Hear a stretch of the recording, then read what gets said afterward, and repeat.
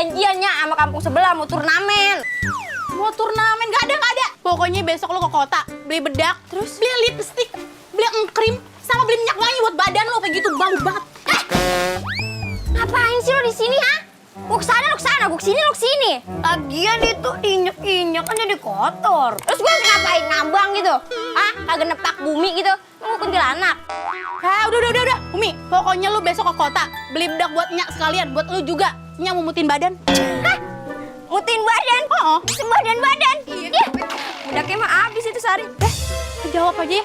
Udah, pokoknya nggak boleh main bola ya, Mi ya. Ini hujan kayak begini, Mi, lu mau kesambar geledek. Nyak, lu tuh sembarangan kayak buang sampah. Numpahin anaknya ke sambar petir. Nih ngikutin teladan nih, Nyak nyemalin kundang nih. Jangan ditiru, Nyak. Itu Nyak nyemalin kundang tuh baperan.